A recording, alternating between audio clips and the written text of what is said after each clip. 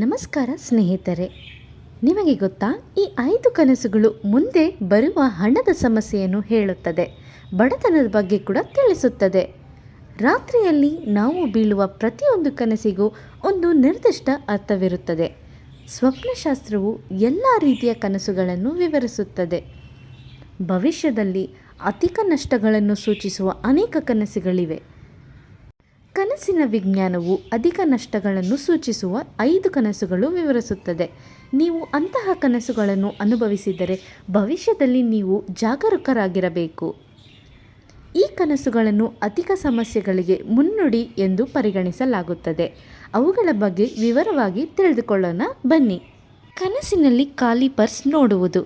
ಹೌದು, ನಿಮ್ಮ purse, safe ಅಥವಾ ಇತರ ಹಣ ಸಂಗ್ರಹಿಸುವ ಜಾಗ ಖಾಲಿಯಾಗಿರುವ ಕನಸು ಕಂಡರೆ ಅದು ಅಶುಭವೆಂದು ಪರಿಗಣಿಸಲಾಗುತ್ತದೆ. ಅಂತಹ ಕನಸು ಭವಿಷ್ಯದಲ್ಲಿ ಹಣ ನಷ್ಟವನ್ನು ಸೂಚಿಸುತ್ತದೆ. ನಿಮಗೆ ಅಂತಹ ಕನಸು ಇದ್ದರೆ ನೀವು ನಿಮ್ಮ ಖರ್ಚುಗಳನ್ನು ಕಡಿಮೆ ಮಾಡಿಕೊಳ್ಳಬೇಕು ಮತ್ತು ಹಣಕಾಸಿನ ಯೋಚನೆಯೊಂದಿಗೆ ಕೆಲಸ ಮಾಡಬೇಕು. ಎರಡನೆಯದು, ಚದುರಿದ ಹಣವನ್ನು ನೋಡಿದರೆ.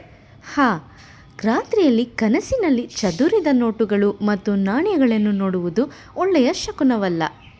ಚದುರಿದ ಹಣವನ್ನು ನೋಡುವುದರಿಂದ ಭವಿಷ್ಯದಲ್ಲಿ ನಿಮ್ಮ ಖರ್ಚುಗಳು ಹೆಚ್ಚಾಗಬಹುದು. ಇದು ಅಧಿಕ ತೊಂದರೆಗಳಿಗೆ ಕಾರಣವಾಗಬಹುದು. ನಿಮಗೆ ಇಂತಹ ಕನಸು ಇದ್ದರೆ ನಿಮ್ಮ ಖರ್ಚನ್ನು ನಿಯಂತ್ರಿಸಿ. ಮೂರನೆಯದು, ಚಿನ್ನ ಅಥವಾ ಬೆಳ್ಳಿಯನ್ನು ಕಳೆದುಕೊಳ್ಳುವುದು. ಅಮೂಲ್ಯವಾದ ಚಿನ್ನ ಅಥವಾ ಬೆಳ್ಳಿ ವಸ್ತುವನ್ನು ಕಳೆದುಕೊಳ್ಳುವ ಕನಸು ಭವಿಷ್ಯದ ನಷ್ಟವನ್ನು ಸೂಚಿಸುತ್ತದೆ. ಈ ಕನಸು ಅಮೂಲ್ಯವಾದ ವಸ್ತುವಿನ ನಷ್ಟ ಮತ್ತು ಹಣ ನಷ್ಟವನ್ನು ಸಹ ಸೂಚಿಸುತ್ತದೆ. ನಾಲ್ಕನೆಯದು, ಕನಸಿನಲ್ಲಿ ಕತ್ತಲೆಯ ಹಾದಿಯನ್ನು ನೋಡುವುದು. ಕೆಲವೊಮ್ಮೆ ನೀವು ಕನಸಿನಲ್ಲಿ ಖಾಲಿ ಮತ್ತು ನಿರ್ಜನ ರಸ್ತೆಯನ್ನು ನೀವು ನೋಡಿರುತ್ತೀರ. ಈ ಕನಸು ಹಣಕಾಸಿನ ಸಮಸ್ಯೆಗಳನ್ನು ಸೂಚಿಸುತ್ತದೆ.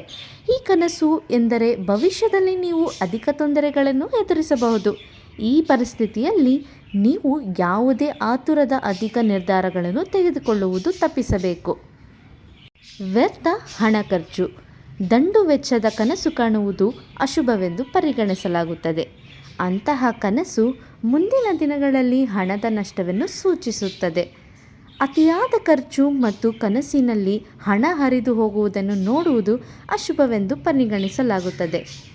ನೀವು ಅಂತಹ ಕನಸುಗಳನ್ನು ಹೊಂದಿದರೆ ನೀವು ಯಾವುದೇ ಹಣಕಾಸಿನ ನಿರ್ಧಾರಗಳನ್ನು ಎಚ್ಚರಿಕೆಯಿಂದ ಪರಿಗಣಿಸಲೇಬೇಕು. ಸ್ನೇಹಿತರೆ, ನಿಮಗೆ ಈ 5 ಕನಸುಗಳ ವಿವರಗಳನ್ನು ನಾನು ತಿಳಿಸಿದ್ದೇನೆ. ನಿಮಗೆ ಈ ವಿಡಿಯೋ ಇಷ್ಟವಾದಲ್ಲಿ ಈ ಚಾನಲನ್ನು ಸಬ್ಸ್ಕ್ರೈಬ್ ಮತ್ತು ಲೈಕ್ ಆ್ಯಂಡ್ ಶೇರ್ ಕಮೆಂಟ್ ಮಾಡೋದನ್ನು ಮರಿಬೇಡಿ. Thank you for watching. ನಮಸ್ತೆ.